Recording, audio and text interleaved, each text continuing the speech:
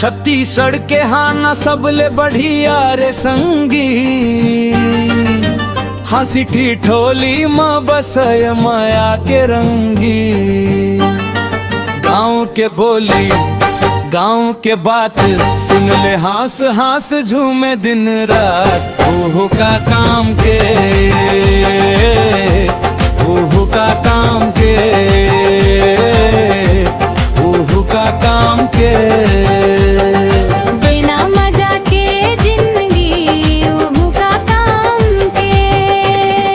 गाड़ी बिना धुरा के, खटिया बिना खुरा के, देवार बिना सुरा के।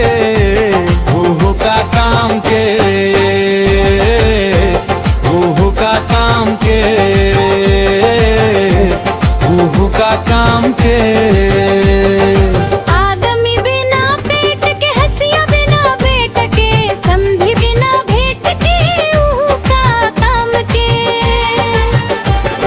साग बिना लौकी के, घर बिना डौकी के, बेलना बिना चौकी के ओहो का काम के, ओहो का काम के। संतरा बिना चानी के, राजा बिना रानी के, नहर बिना पानी के। ओहो का काम के, ओहो का काम के, ओहो का काम के। हाय रे हाय छत्तीसगढ़िया मन भैया, हनम घलो छुपे है गजब बढ़िया। हंसत गावत नाचत झूमत, बोली में मिठास से बढ़िया। ओहो का काम के, ओहो का काम के, ओहो का काम के। भोरा बिना बाटी के, राउत बिना लाठी के, गोड़ बिना साटी के ओहो का काम के।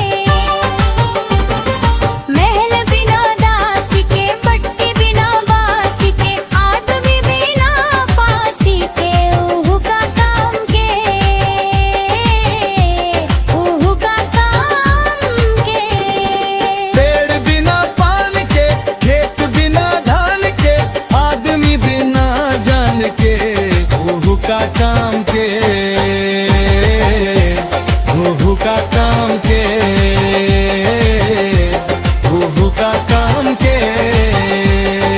गाड़ी बिना भैसा के, दुनिया बिना पैसा के, रोटी बिना ऐरसा के।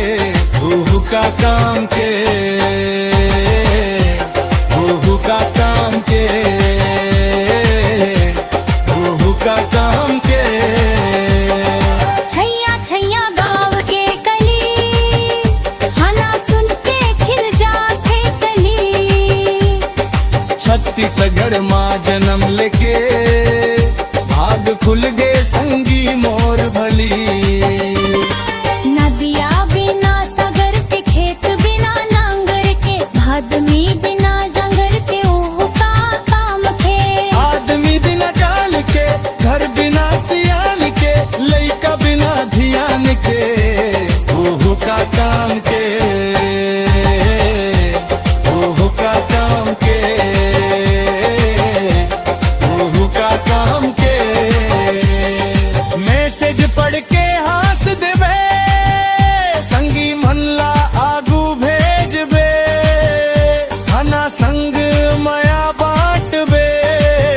तबे त जिंदगी रंग ले भरे।